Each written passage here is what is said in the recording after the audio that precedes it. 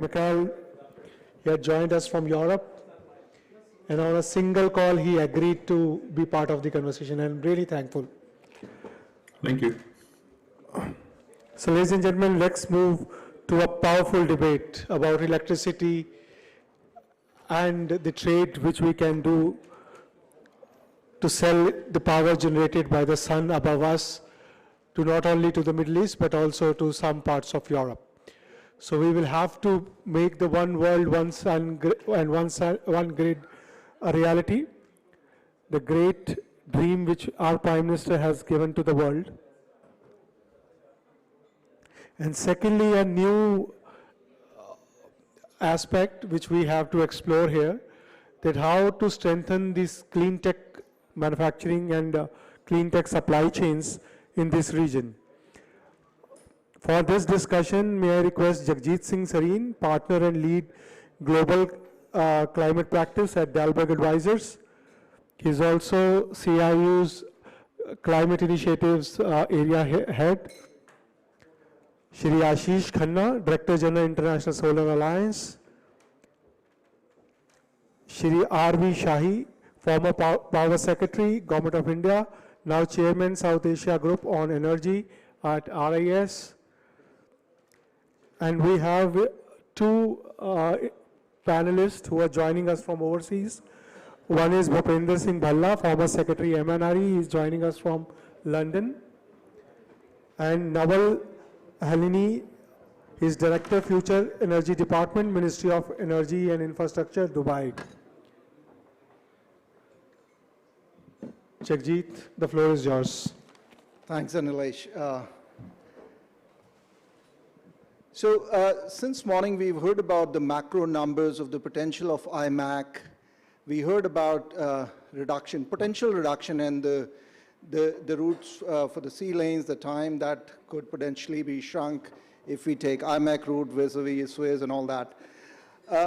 One of the important economic opportunity in IMAC, which at least we at Dalberg have been studying for quite some time, is the energy opportunity. And for energy opportunity, we mean trade in electricity, trade in green hydrogen, and trade in other forms of energy. But from our perspective, the focus should be on cleaner energy.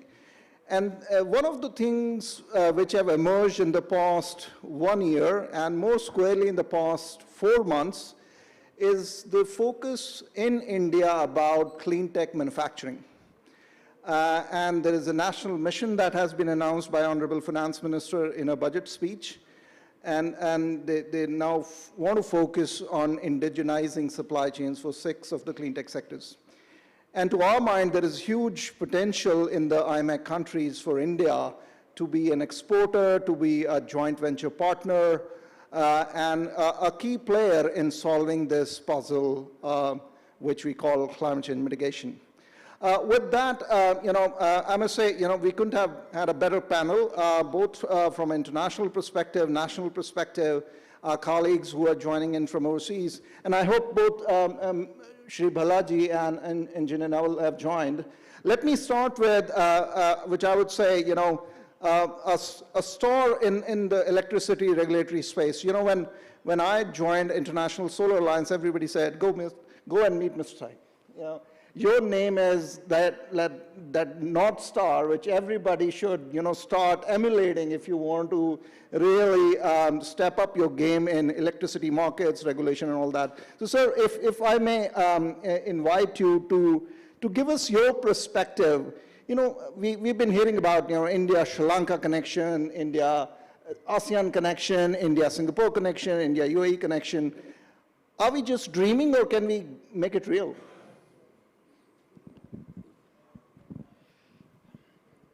Thank you, and good afternoon, ladies and gentlemen. And I'm grateful to the organizers for this invitation and for the question that you have raised. A lot is being done, and in the context of what is happening globally on energy.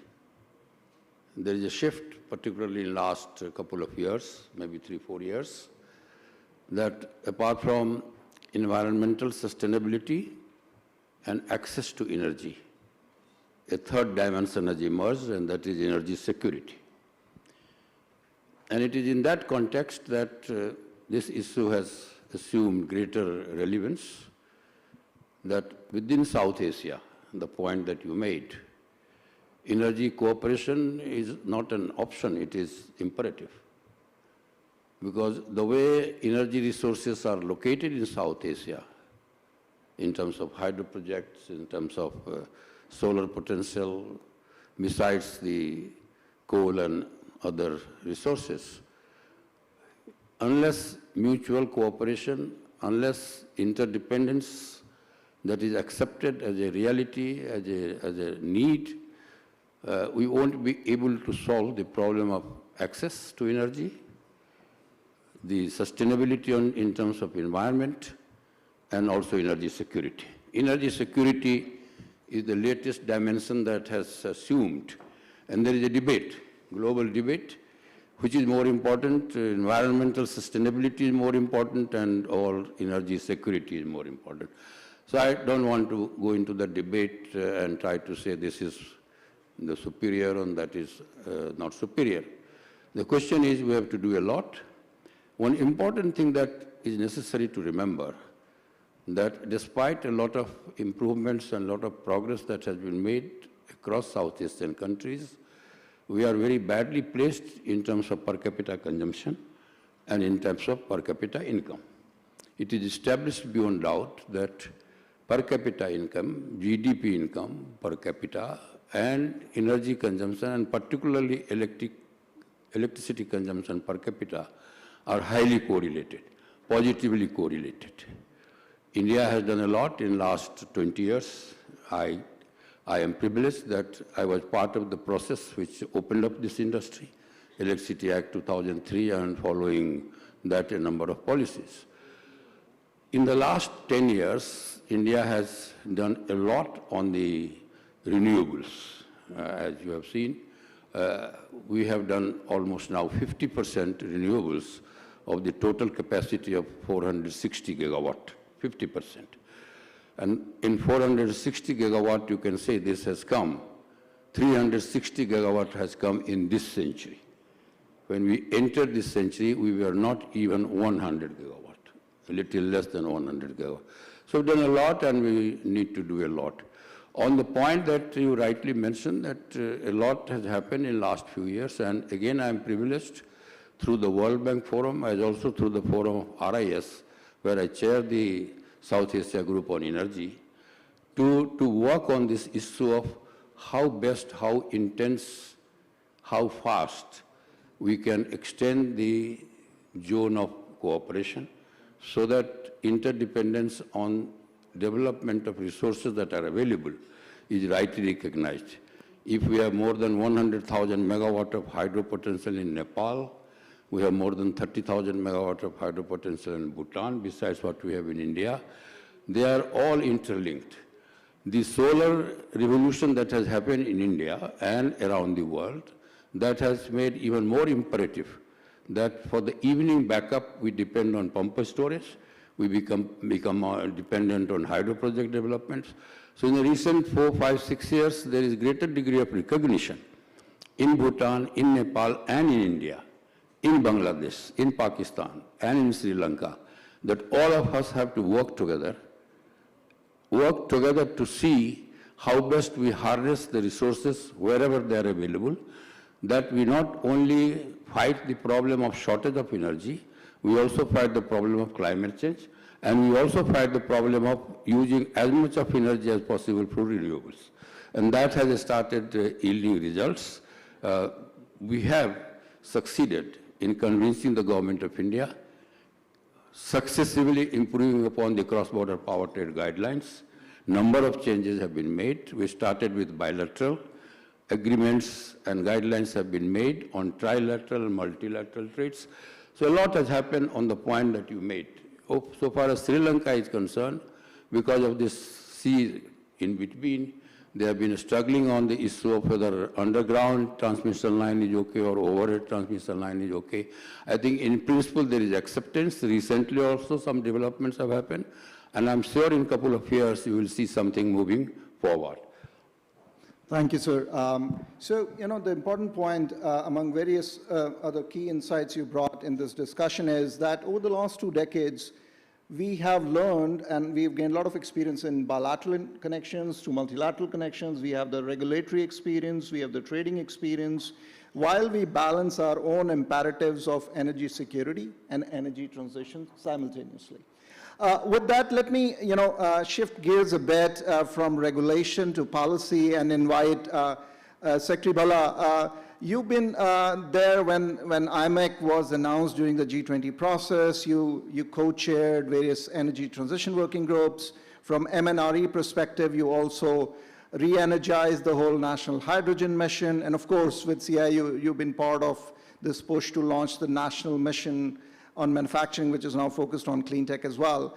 So, Secretary Bhalla, from your perspective, looking at the whole clean tech, both demand and the interconnections which we just heard, do you see IMEC providing that anchor framework, at least between India and Middle East, where we can work on producing clean tech components for the Middle East, but also on electricity, trade, and hydrogen?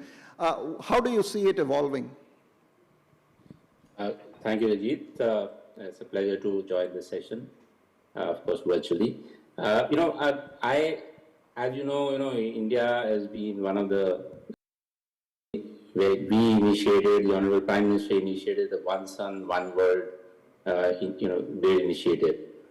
And that, the cornerstone of that is to create an interconnected grid across the world. Now, if you look India, and look at India, I mean, we say that India is the largest national grids, totally integrated grids for a country. And it's known for that. Imagine this, that if you look at the largest integrated grid as a country, but IMEC and One Sun, One World initiative have the potential of creating an international, totally interconnected grid. That's the kind of scale, if you look at where we could go, that's the goal we should be able to achieve. But of course, it's going to take a long time. And IMEC, with its potential to join India with the Middle East, with Europe, and we three are interconnected, has the ability to play a very, very important part of this goal that we have. Under ISA, DG is there on stage. We have an ongoing study which ISA is spearheading on the how to have electricity interconnection, how to create pilot interconnections. And we are examining, of course, India and South Asia. We are examining with Southeast Asia, Middle East, Africa, and that's the studies that which are already ongoing. We also have task forces, which are task force which have been set up by Ministry of Power, as you were aware, on how to have to work out the details on the not only of the feasibility but also how to go about setting up these grids between India, Saudi Arabia, India, UAE, of course, Gulf, Singapore on the other side, and this is sort of up, and then based on what we do here, could then lead to a broader, similar grid connectivity between the Middle East and, of course, Europe. So, yeah, and look at it independently also. That was overall picture. But if you look at India, already has interconnectivity, electricity interconnected grid with Nepal, Bhutan, Bangladesh in some way. Europe, if you look at Europe currently also, whenever there is a shortage of demand in any country, and they plan to import electricity from other countries. So it's a very already that interconnection is there within Europe to a large extent. IMEC allows us to connect these three regions, and that would be very important a role for IMEC. It will not only address the variability, when we talk in India also, when we are looking at how do we spread RE, renewable energy, looking at challenges. And the challenge is how do we balance the loads across regions? Of course, our interconnected national grid allows us now to transport electricity from one corner to the other to balance the grid. Similarly, IMAC will then allow us to do load balancing across time zones and across seasons, in different season, time zones, and whoever has surplus can transport it to help the other region. And that's a very, very important role for IMAC to play. It will also, and look at it the other way.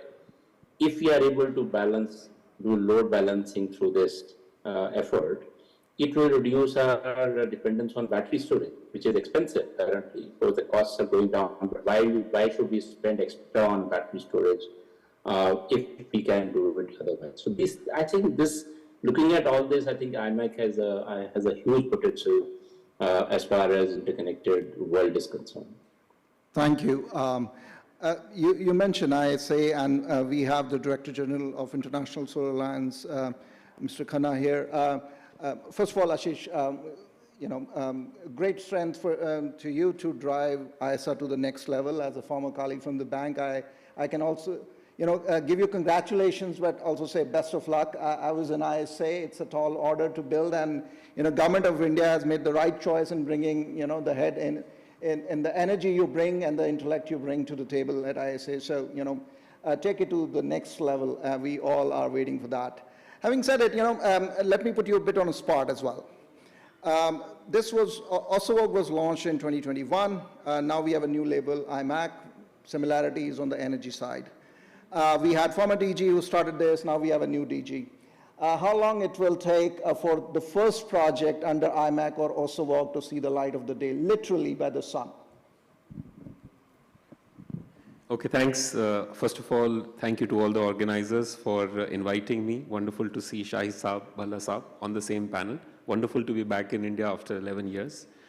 Let me start first by just taking 30 seconds. If not everyone is aware, International Solar Alliance is a multilateral institution with headquarters in Delhi with now 122 member countries, with almost all Middle East and Europe countries already a member. So that makes it a very good convening force. As Honorable Prime Minister launched One Sun, One World, One Grid, Bhalla Saab spoke about it. Where are we on this? I would suggest that as I'm coming in, we are trying to make sure that we can go from ambition to action.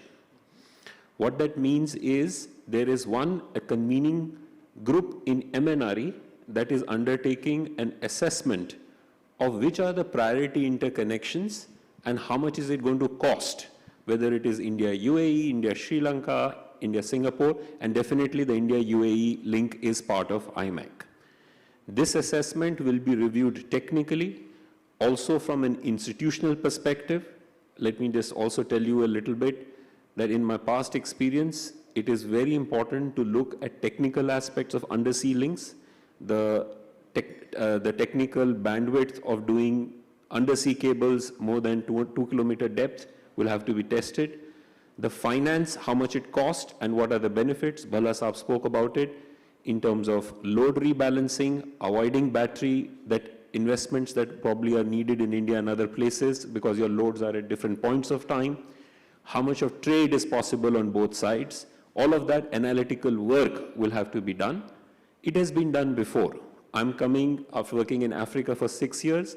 Even in a continent of Africa, $15 billion have been spent over the last 15 years in connecting 27 countries. And now there is a plan for West African power pool to connect to South Africa power pool, to East Africa power pool, to the north. So if Africa can try and become one market, imagine what kind of interconnectivity India connected to Middle East and Europe, and now Tunisia is getting interconnected to Italy based on a project that I was part of. So this whole significance over a period of time that we can have all these continents get connected, trade power is immense. In terms of timelines, there is also Ministry of Power and Power Grid as involved as technical arms. We are hoping in next 3 months, this study with all the detailed technical assessments will come out. Then all the stakeholders will come together and decide which project may make sense in terms of sequencing. That I think is one part. But I will go a little ahead in terms of IMEC, if I may say. And one of the things I will want to emphasize beyond the interconnections is the power of technology partnerships. I was fortunate to be in Germany in early Feb, and we see countries in Europe are looking whether the research and development expertise of countries like Germany can combine with low electricity cost of Saudi Arabia and UAE with youth entrepreneurship and market of India to create technology partnerships. They are both valid for some of the existing technologies in solar, like solar PV, different elements of the supply chain, but also new technologies, whether you look at solid-state batteries, thin films. So I would say IMEC has an economic potential of not only physical infrastructure, but actually very deep technology partnerships because of complementarities the different countries bring. I'll stop there. Thanks. Thanks, Ashish, for that optimistic update and the experience you bring to the table from Africa and, Italy-Tunisia link. I think Europe is moving ahead with connections with Africa, and I still remember that's, first project which Climate Investment Fund financed was the whole Europe-Africa Connect, where you were also engaged when you were with the bank in DC, not in the region. Now, great to hear your optimistic update, and as I said, all strength to you to take ISA to the next level. With that, let me invite Engineer Nawal Alhanaee. You are director in the Future Energy Department in UAE. We all have been talking about interconnecting with Middle East, and one country that has shown a lot of progress. I recall last time when we convened in a smaller group setting in Bellagio, your colleagues made a presentation from the UAE side showing all kind of interesting modeling and analysis, putting in numbers on the table that electricity trade is possible. You can help meet India peak load in the evenings, and a lot of optimistic data was put in, even dollar numbers, what is required and what could UAE and whole Middle East could bring in the table, given you're also connected internally in the Middle East. So give us an update where you are in your thinking, your engagement with Government of India, and what is the mood in Middle East about potential of electricity trade and maybe green hydrogen, both sides of the Middle East, whether with India or with the European, because IMEC brings both parties together. Over to you, ma'am. Thank you for giving me the opportunity to participate in this very important event. It is at the heart of our future, shared future and intersection with the energy, security, economic integration, as well as the climate action.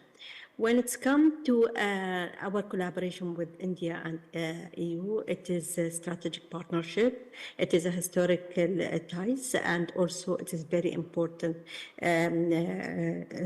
partnership that have a long history as well. So as a nation, as a UAE, we are committed to sustainability, net zero by 2050, and the UAE see IMEC not only as a trade and infrastructure initiative, but also a transformational enabler. It is a cross-border electricity and clean energy flows. IMEC can also connect renewable-rich geographic with energy-intensive markets and accelerate the global transition to net zero. When it comes to UAE, we are unique, uniquely positioned to lead in this space. We have a world-class renewable energy projects. Recently, we have announced the first global project that will be operating 1 gigawatt continuously without any interruption, with more than 5.6 gigawatt PVs and a 19 gigawatt hour storage, which will be executed in Abu Dhabi Emirate. We have more than 6.7 gigawatt, and this is representing a big share of our renewable contribution in the energy mix. Also, in between, we have also the nuclear asset. We cannot forget about our unique and the best art of work piece in the Middle East, MENA region. The nuclear, we have already operational 5.6 gigawatt, 4 reactor already commercially operational, and it is a reboost to interconnect by also GCC grid. And also we have a deep logistic capabilities, and we are serving as a regional energy hub. We have the second bunkering hub in the United Arab Emirates, which is Fujairah port. We are also exporting not only materials and electrons, but also innovation and trust. And this is very important. For us, a strategic interconnection, as stated by you, we have internal connection between the 7 Emirates. We have the GCCI. We are working with our Indian colleagues, and I will let Shivindo give you an update on our partnership with them when it comes to the interconnection. When it comes to green hydrogen, I'm leading the task force with our Indian counterparts, whereby we have established a task force dedicated on different streams like R&D, policies and government, B2B matching, to make sure that we have a concrete project on the ground, not only talking, but walking the talk as well. So also I want to mention that UAE, as stated, we are a clean electricity hub, and we are also acting as leveraging those investments, not only in solar and nuclear, but we are capitalizing on all different technologies that is currently mature or explored to make sure that we don't miss any opportunity to diversify our energy mix. Thank you. Maybe go ahead. Shivan would also give additional comments. Thank you. Please go ahead, Shivan. Yeah, thank you so much, Jagjeet. And so I think I'll just go to the quick update on this. India and UAE entered into a MOU on February 2024 with both government over there. Following that, there has been a joint task committee has been formed and the steering committee formed. We had several meetings, and after the meeting, this by last September, October, we both teams, there is an inter-ministerial team board. We conducted the feasibility through desktop feasibility, you can say trading opportunities, and whatever the models we had, and Indian Marine Institutes and us and the satellite imagery things. So with all this, we developed a report feasibility report between the two countries. We agreed on the feasibility. And after that, we identify 2 companies who will execute the feasibility, and that draft of that agreement, now from MOU to agreement, where we'll be doing the cost sharing 50-50 is at the final stage. It is, I think, with the Ministry of External Affairs for the final approval. We are expecting within next 7 days or 10 days, the signing of the same.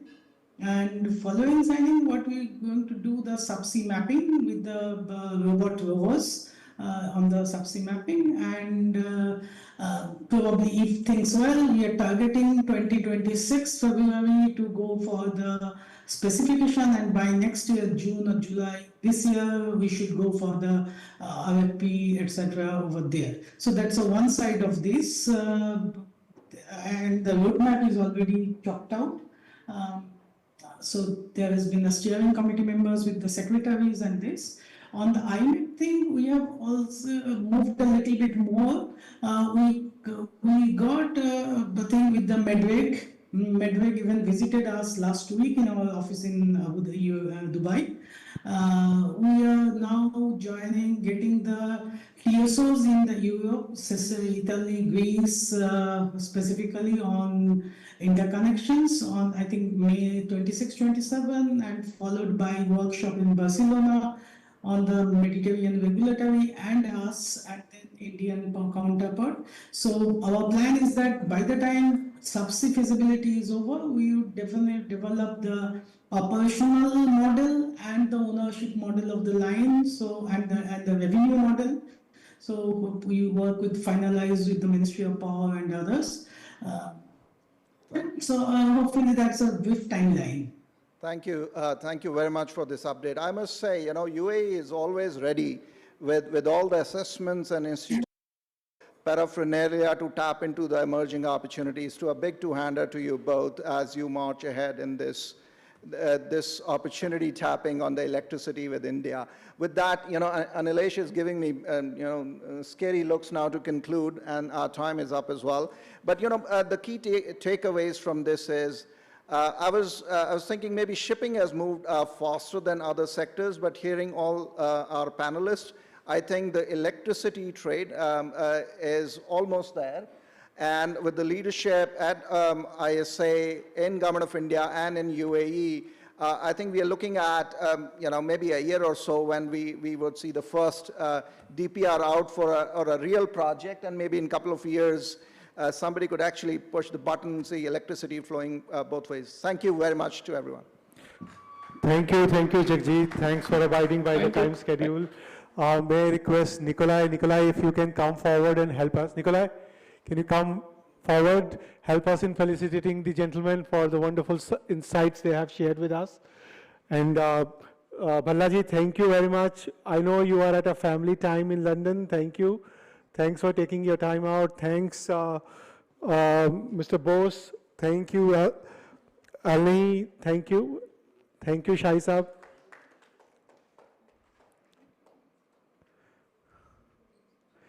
Thank you, Jagjeet. Thank you, Khanna. Thank you, Ashish. Thank you. Jagjeet, one is for you as well.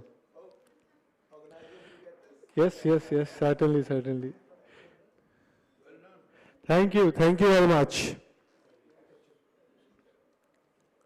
So ladies and gentlemen, please applause.